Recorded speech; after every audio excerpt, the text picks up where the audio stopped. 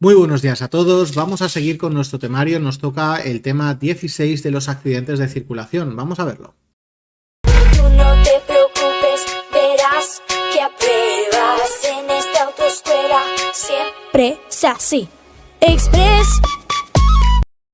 Bueno, pues vamos a comenzar este tema hablando de que los accidentes de tráfico son un problema para todos, ¿vale? Es un problema pues que deberíamos de intentar solucionar, bajar muchísimo esos números de accidentes que al final nos perjudican a todos, los tengamos nosotros en nuestra primera persona o no, porque al final nos dicen que por cada persona que tiene un accidente hay unas 100 personas a su alrededor que lo van a sufrir o padecer con él, entre familiares, amigos, compañeros de trabajo, y eso es algo a tener en cuenta, ¿vale?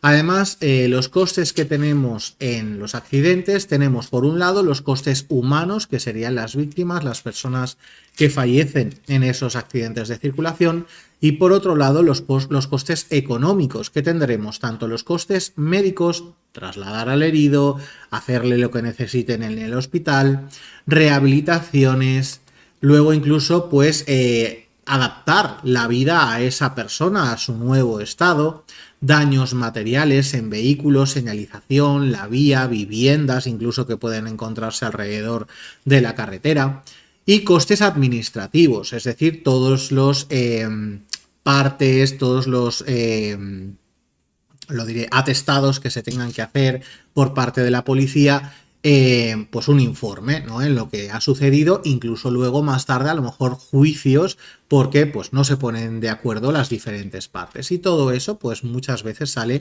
de nuestros impuestos, así que también por ese lado deberíamos de pensar en intentar reducir al mínimo esos accidentes.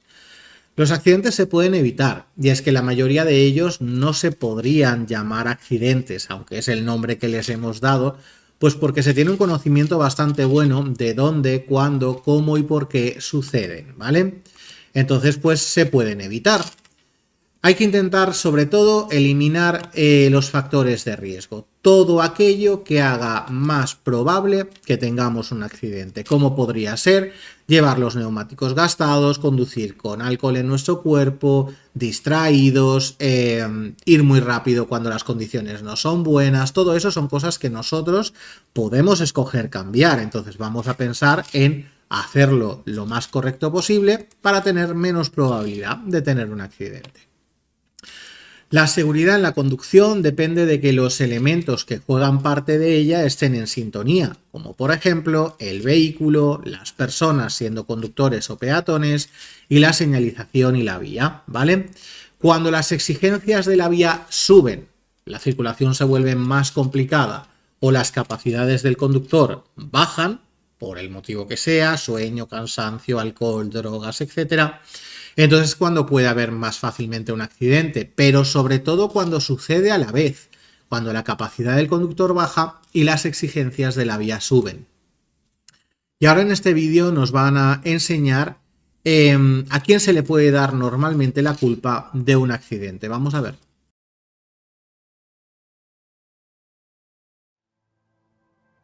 Factores que intervienen en los accidentes.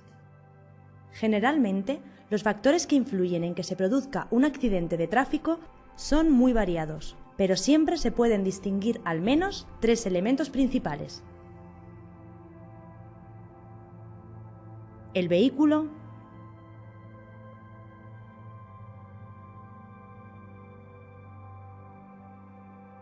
la vía y su entorno,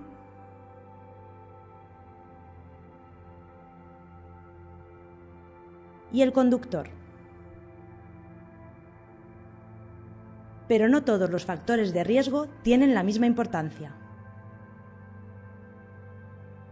De cada 100 accidentes, tan solo entre 4 y 13 son debidos principalmente al factor vehículo.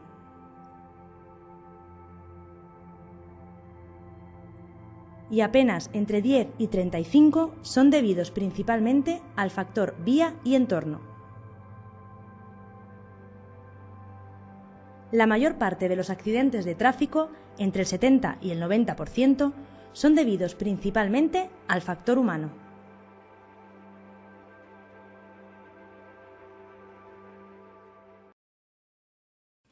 Bueno, la clave va a ser reducir el riesgo, intentar no hacer ningún tipo de comportamiento que nos pueda llevar a más probabilidades de tener accidentes, ¿vale? Características de los accidentes de circulación. Bueno, pues donde hay más atropellos dentro de poblado por la cantidad de peatones que se mueven alrededor de los vehículos, como cantidad en número dentro de poblado. Pero si buscamos los atropellos más graves, ahí sí que evidentemente serán fuera de poblado por la velocidad de los vehículos en el momento del atropello.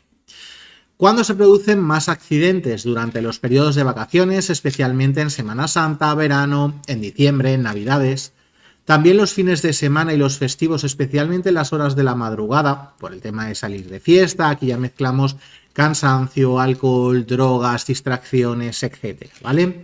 Y a las horas de entrada o salida del trabajo, especialmente por la tarde al salir del trabajo, porque normalmente habremos ya cumplido una jornada laboral, estaremos más cansados y el nivel de atención baja. Los grupos de riesgo en el tráfico. Bueno, los grupos de riesgo van a ser los que salen más afectados en caso de un accidente, como podrían ser los peatones, los niños y los conductores de vehículos de dos ruedas en general. Vamos a ver primero los peatones. Cuando hablamos de un accidente entre un peatón y un vehículo, es muy importante que al vehículo no se le haya cambiado la forma exterior para que en caso de un atropello no le haga mayores daños a ese peatón. Daño le va a hacer, pero si tú cambias la forma exterior será peor todavía, ¿vale? Entonces vamos a dejar el vehículo tal y como lo han diseñado, que lo han diseñado especialmente para intentar hacer el menor daño posible, ¿vale? Por otro lado, también nos dicen que no nos acerquemos a la zona de incertidumbre del peatón, es todo su alrededor, da igual si es por delante, por detrás o por los lados, no os acerquéis, ¿vale? Esperad a que el peatón ya no esté cerca para empezar a moveros con vuestro vehículo. Infracciones más comunes de los peatones y que les puedan poner en riesgo, pues a veces cruzar distraídos con el móvil, cruzar en rojo, cruzar por donde no hay paso de peatones, pues todos esos casos. En el caso de infracciones de los conductores que pongan en peligro a los peatones, no respetar a veces las prioridades, estacionar sobre los bordillos, aceras, en el arcén, lugares o zonas peatonales, obligando entonces al peatón a salir de esa protección. En cuanto a los niños como peatones tienen mayores problemas ya que son menos conocedores de las leyes de tráfico, entonces evidentemente como no las conocen pues a veces no hacen lo correcto y tampoco tienen la misma sensación de peligro que podamos tener los adultos cuando estamos en la calzada o en la vía, ¿vale? Además tienen menos visión, hasta un 20% menos, sobre todo por su altura, son más bajitos normalmente y las cosas que hay alrededor les cubren en gran parte la visión que deben de tener. Y confunden el ver con ser vistos, porque cuando ellos ven a un vehículo que se acerca creen que el conductor de ese vehículo también los ha visto a ellos y los adultos sabemos que eso no tiene por qué ser así, ¿vale? Que ese conductor puede estar distraído, puede estar mirando hacia otro lado y no darse cuenta de ese peatón. En cuanto a los abuelitos, las personas mayores, cuando van acompañando a un niño se comportan muchísimo mejor porque intentan educarles. Sin embargo, cuando van solos no se comportan tan bien y a veces pues hacen cosas incorrectas o que les pueden poner en peligro. Además tienen mayores dificultades para cruzar la calzada, sobre todo cuando es muy ancha, porque no suelen caminar muy rápido y a veces no les da tiempo a cruzar en la fase verde del semáforo de peatones. Mayores dificultades para subir o bajarse de los bordillos, para caminar por las aceras, porque a veces están en mal estado, hay maceteros, volardos, incluso si no se conocen bien la zona se pueden desorientar y se pierden fácilmente. En cuanto a evitar los atropellos, ¿qué podemos hacer para evitarlos? Bueno, pues intentar cada vez que nos acerquemos a cualquier lugar donde podemos cruzarnos con peatones, tengamos o no la prioridad, moderar un poco la velocidad para que esa situación sea más segura y el conductor tenga mayor tiempo para poder detenerse, ¿vale?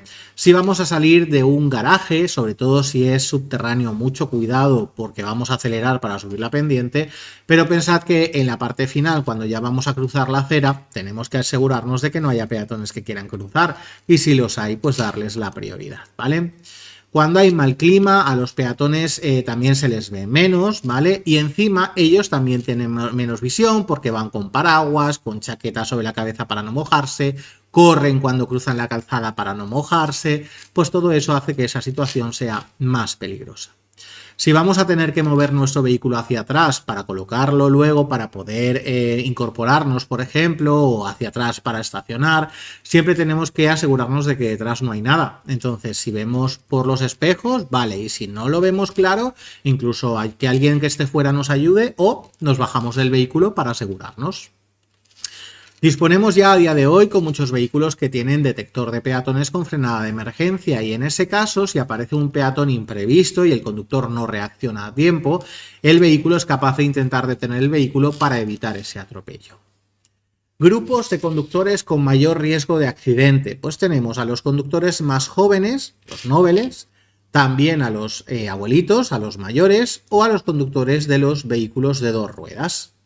En cuanto a los conductores jóvenes nos dicen, bueno, hay muchos jóvenes que conducen con total seguridad, que no tienen mayores problemas para conducir bien, ¿vale? Aunque sean nobles, aunque tengan poca experiencia, pero son bastante responsables. Bueno, los hay, claro que sí.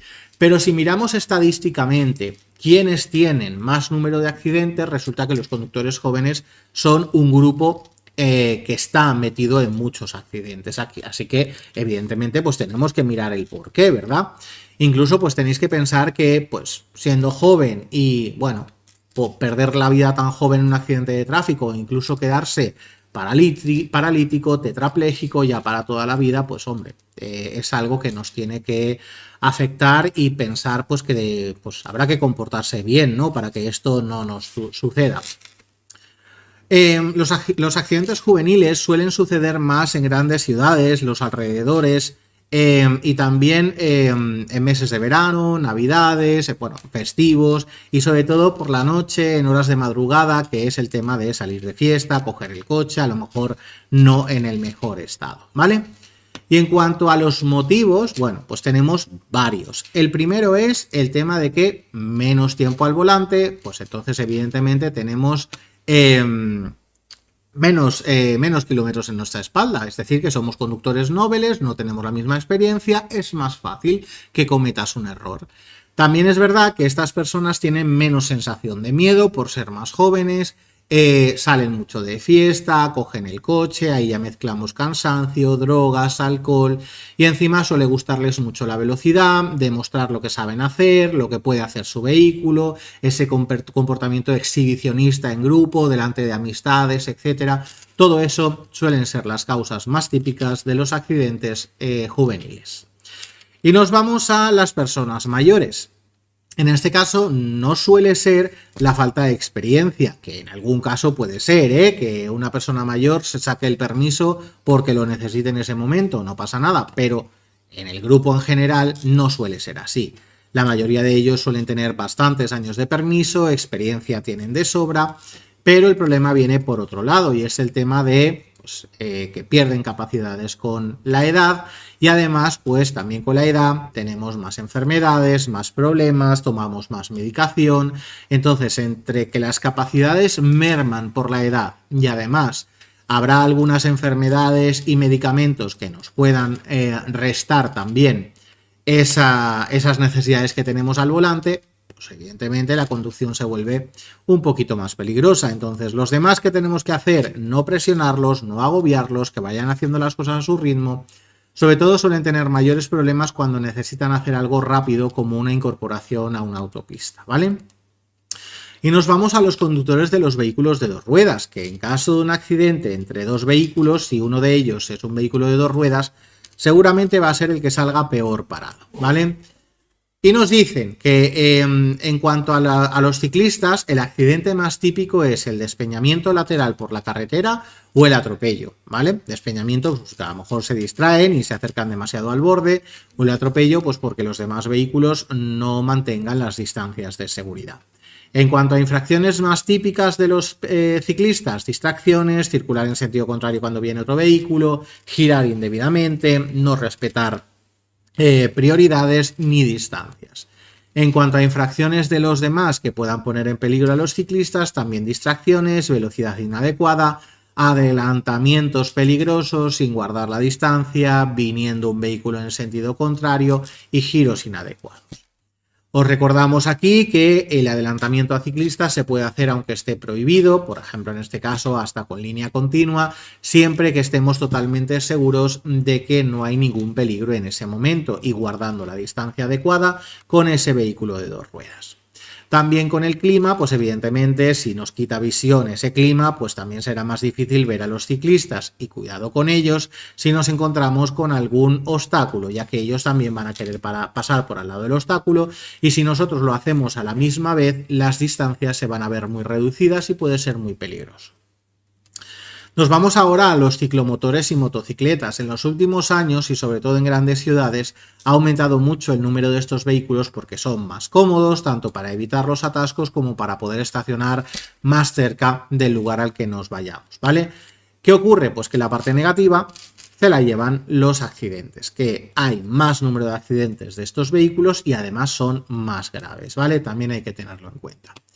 En estos vehículos es importantísimo el uso del casco para intentar salvar nuestra vida si nos caemos o tenemos un accidente. El accidente más típico es el frontolateral, cuando uno de los vehículos iba a hacer un giro y el otro sigue de frente y no se da cuenta de que ese vehículo va a cruzarse con su trayectoria.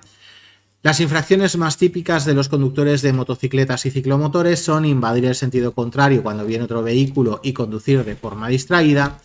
Y en cuanto a infracciones de los demás conductores que pongan en peligro a motociclistas o conductores de ciclomotores, pues tenemos, por ejemplo, el no respetar las prioridades, ocupar el sentido contrario o incluso conducir de forma distraída.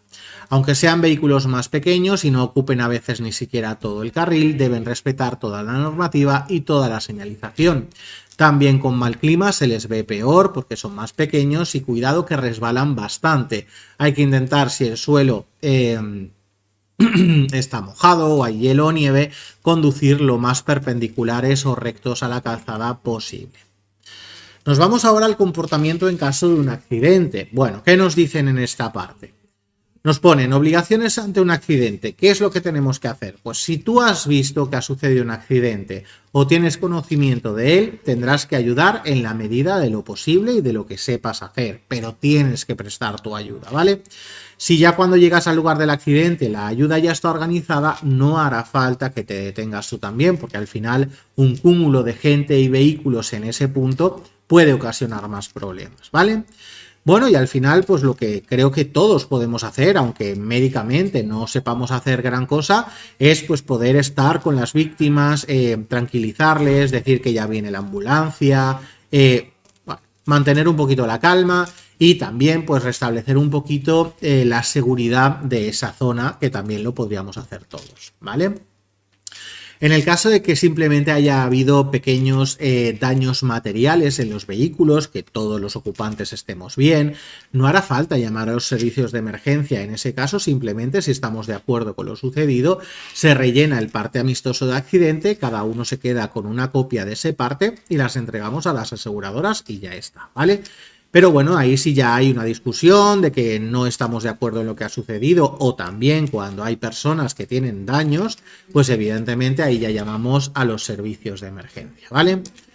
¿Quién puede incurrir en el delito de omisión de socorro? Quien no socorre a las víctimas, pudiendo hacerlo sin riesgo propio en un accidente ocasionado o no por él. También quien no pide auxilio para las víctimas cuando él mismo no puede prestarlo, y quien habiendo causado un accidente con víctimas se dé a la fuga. Vamos ahora a ver la regla PAS, que viene de proteger, avisar y socorrer. Es el orden a seguir en caso de encontrarnos con un accidente.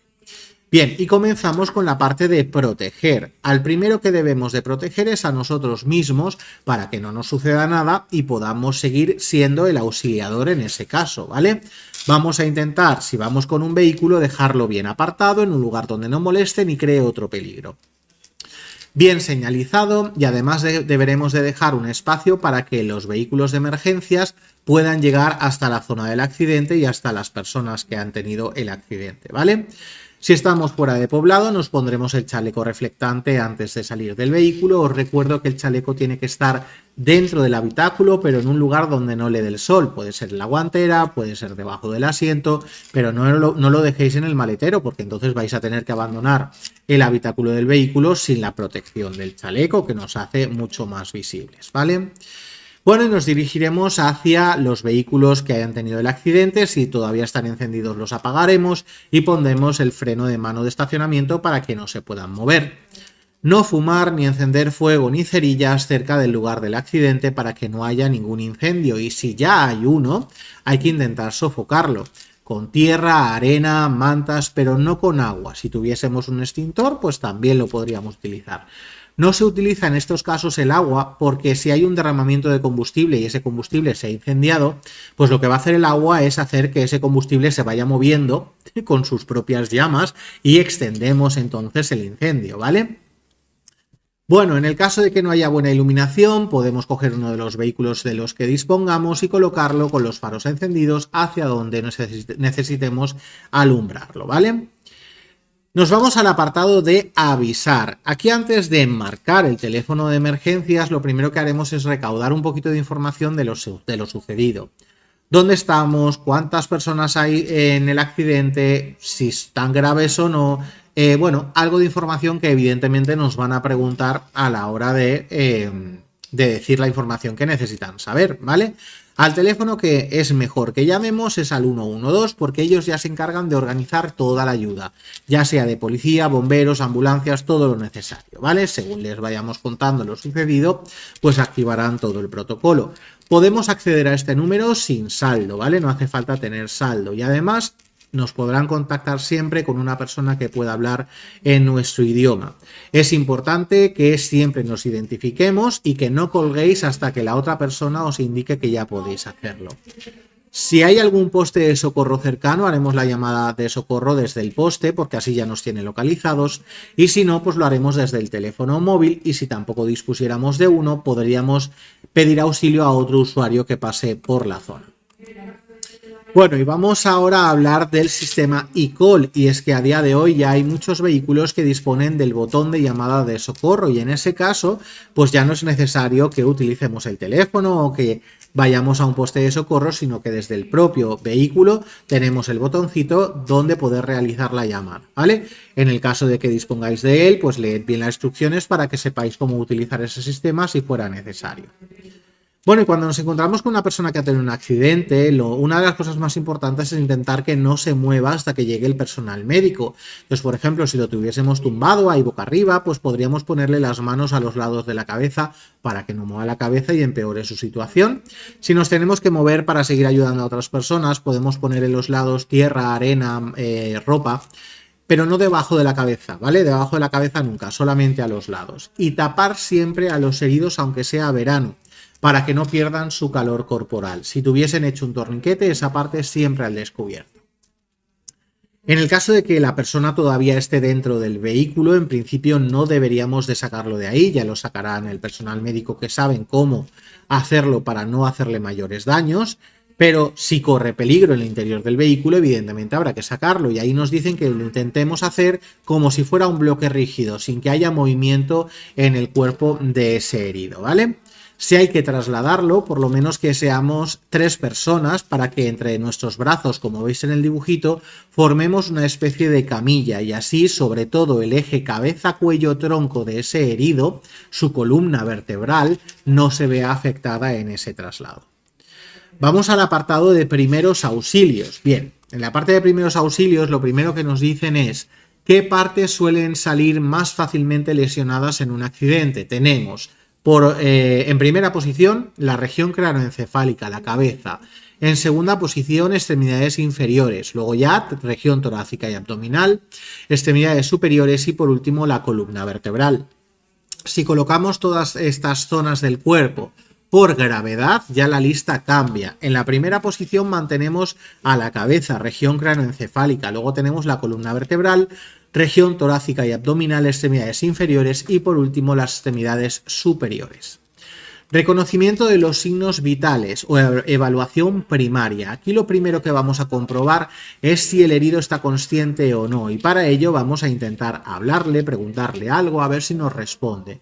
Si no lo hace, le aplicaremos algo de dolor como con un pellizco, a ver si se queja, ¿vale? Si tampoco hay respuesta, nos podemos imaginar ya que ese herido está inconsciente y pasaremos a la maniobra frente-mentón. Con una mano en la frente y con la otra estiramos los dedos y empujamos el mentón hacia arriba, estiraremos el cuello y eso hace que se abran las vías aéreas y le facilitamos la respiración. Mientras hacemos esa maniobra frente-mentón, acercaremos nuestra cara, nuestra mejilla, a su boca y su nariz, mirando hacia el pecho. Y de esa forma podemos oír, ver y sentir su respiración, ¿vale? Oír porque acercamos nuestra oreja a su boca y su nariz y escucharemos la respiración. Sentir porque el aliento que sale después de que él haya respirado lo sentiremos más caliente en la mejilla. Y ver porque estamos mirando hacia el pecho y el pecho con cada respiración se eleva un poquito. Si no respira o solamente hace débiles intentos de respirar, pasaremos a la reanimación cardiopulmonar, RCP, resucitación, como lo queráis llamar. Para eso tenemos que poner al herido, si no estuviera ya en esa posición, tumbado boca arriba sobre una superficie dura. Nos pondremos de rodillas a su lado, como veis en la foto, estiramos los brazos, una mano sobre la otra y con la parte del talón de la mano es con la que ejercemos esa fuerza, ¿vale? Tendremos que hacerlo en la parte baja del esternón, que es donde podemos acceder un poquito hacia el corazón, porque más arriba ya hay hueso, ¿vale? Bueno, pues lo que haremos en ese caso ya serán 30 compresiones, 30 masajes al corazón y 2 insuflaciones de aire. Seguiremos ese ritmo hasta que llegue el personal médico. Si somos varios auxiliadores, podemos intentar ayudarnos y que vayamos haciendo pues un rato uno, un rato otro, para que no nos cansemos demasiado, ya que tenéis que pensar que esto no va a ser un minutito, a lo mejor tardan 10 minutos en que llegue la ambulancia o 12, bueno, pues en ese tiempo no se puede parar esa reanimación cardiopulmonar, ¿vale? A los niños las mismas compresiones y las mismas insuflaciones, el mismo ritmo, 30 compresiones, 2 insuflaciones. Lo que pasa es que a los niños con nuestra boca podemos alcanzar su boca y su nariz de forma que podamos insuflarle más cantidad de oxígeno.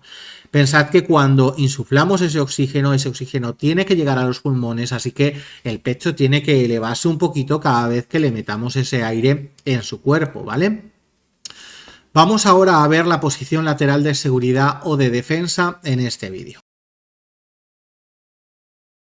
Posición lateral de seguridad o de defensa. Colocar el brazo más cercano al auxiliador en ángulo recto con su cuerpo y cruzar el otro brazo sobre el pecho. Con la otra mano, flexionar la pierna más alejada. Hacer girar a la víctima poniéndola de lado y asegurarse de que la vía aérea permanece abierta, colocando la mano bajo la mejilla si fuera necesario. Bueno, nos vamos ahora al reconocimiento de los signos no vitales o de evaluación secundaria. Aquí ya lo que vamos a mirar es si esa persona tiene heridas. Empezamos con las hemorragias. Las hemorragias pueden ser heridas donde la sangre sale al exterior, hemorragias internas, que en ese caso la herida está en el interior y no vemos la sangre, pero como veremos luego se puede saber que existen, o hemorragias internas pero exteriorizadas, que en ese caso la sangre sale por algún orificio natural al exterior, como pueda ser la nariz o el oído, ¿vale? Según la procedencia de la sangre, si viene de una arteria, saldrá con mucha presión, con mucha fuerza y de un color rojo vivo, muy intenso. Si es de una vena, sangrará con menos presión y de un color rojo más oscuro. Y si es capilar, será una herida poco profunda, una raspadura, un corte poco profundo, donde simplemente saldrá un pelín de sangre haciendo una fina capa sobre la piel y son pues de poca profundidad, entonces no tienen mucha importancia. ¿Cómo procedemos ante una hemorragia? Bueno, pues vamos a intentar hacer compresión directa sobre la herida, intentamos que no sea nunca con la piel desnuda, vamos a ponernos vendas, apósitos o ropa alrededor de nuestra mano y aplicamos fuerza contra la herida. Si funciona, mantenemos la compresión y vendamos. Si no funciona, pasaríamos a la compresión arterial, que luego veremos cómo se hace. Si funciona la compresión arterial, la mantenemos y vendamos, y si no funciona y únicamente cuando ese herido pueda morir desangrado por amputación de un miembro, un brazo o una pierna, en ese caso se haría un torniquete, solo en ese caso. También si la herida está en un brazo o una pierna, podemos elevar ese miembro para que la gravedad haga su trabajo y le sea más difícil a la sangre llegar hasta la herida. En cuanto a la compresión arterial, si la necesitamos, podríamos buscar la arteria que pasa por el brazo por debajo del bíceps y en ese caso la apretamos con los dedos como veis en el dibujo. Si es en la pierna, podríamos usar el talón de la mano en la ingle o el puño en la parte interior del muslo. En el caso de que haya que hacer un torniquete, no es nada más que un vendaje que rodea el miembro afectado, en este caso nos lo ponen como ejemplo en una pierna. Una vez que hemos terminado el vendaje rodeando el miembro, lo atamos y atamos algo largo como un palo y luego vamos dándole vueltas como si fuera cerrando un grifo y la circunferencia de ese vendaje se irá estrechando hasta cerrar el flujo de sangre a través de esas venas y arterias que puedan llegar hasta la herida. Recordamos que solamente hay que hacer un torniquete si es algo muy grave donde esa persona puede morir desangrada por amputación de uno de los miembros, ¿vale? Además nos dicen que una vez realizado no se puede aflojar salvo por personal médico y que hay que apuntar a la hora que lo hemos realizado. Y si hay que tapar a ese herido, siempre dejaremos la parte del torniquete al descubierto. Vamos a las hemorragias internas. Hemos dicho que no se ven, pero se puede saber que existen. ¿Cómo? Porque el herido entra en estado de shock. Y sabemos que ese herido está en estado de shock porque primero es incoherente, es decir, que hace cosas y dice cosas que no tienen coherencia y nosotros no entendemos lo que le está pasando.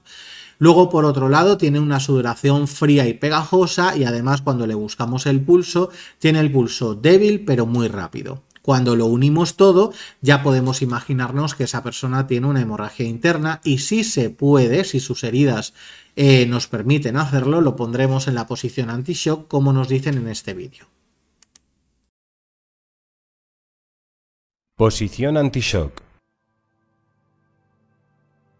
En caso de shock, se debe tranquilizar al herido y taparlo para evitar la pérdida de calor corporal.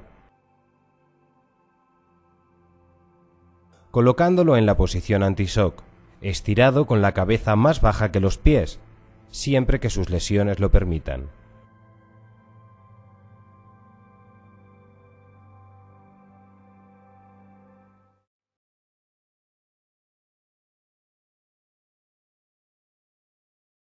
Bueno, en cuanto a las hemorragias internas exteriorizadas, lo que sucede es que esa sangre saldrá por algún orificio natural como pueda ser la nariz o los oídos. Pensad que puede ser de que simplemente yo me haya rascado, en ese caso evidentemente no es una hemorragia interna, ¿vale? Si yo me he rascado el oído o la nariz y me sangra un poquito, pues será algún capilar que al rascarme pues me he levantado la piel y ya está. Pero si esa sangre procede de un golpe fuerte que me he pegado en la cabeza, ahí sí que tenemos un grave problema. Entonces, esa sangre, importante, no se puede quedar dentro de nuestro cuerpo porque puede formar coágulos, ¿vale? Así que la sangre tiene que seguir saliendo, no podemos taponar ni los oídos ni la nariz. Si tuviésemos que tumbar al herido en la posición lateral de seguridad o de defensa, lo haríamos sobre el oído que sangra. Y sí que podemos cubrir la oreja con algún apósito limpio o estéril para que no se infecte, pero poco más, ¿vale? En el caso de la nariz, lo mismo, cabeza hacia adelante, no la taponéis, que siga saliendo la sangre y podemos poner sobre la nariz algún apósito estéril o limpio para que no se infecte, ¿vale? Si el sangrado es por la boca y el herido está inconsciente, en ese caso el herido se podría asfixiar con su sangre, así que lo pondremos, si está inconsciente, en la posición lateral de seguridad o de defensa para que no se asfixie. Pasamos ahora a las quemaduras. Las quemaduras en un accidente de tráfico pueden ser de diferente consideración y aquí en este listado nos ponen en azul lo que está permitido hacer en una quemadura y en rojo lo que no. ¿Qué es lo que nos dicen que sí podemos hacer? Aplicar agua fría, no se debe aplicar pomadas y medicamentos, respetar las quemaduras sin desprender las ropas que se hayan podido quedar pegadas, ya que si estiramos de esa ropa vamos a levantar la piel y vamos a abrir una herida, ¿vale? Se podría infectar. Colocar un vendaje estéril y húmedo, hay que humedecerlo para que ese vendaje primero no se quede pegado y segundo, pues que hidrate un poquito esa zona y la refresque, ¿vale?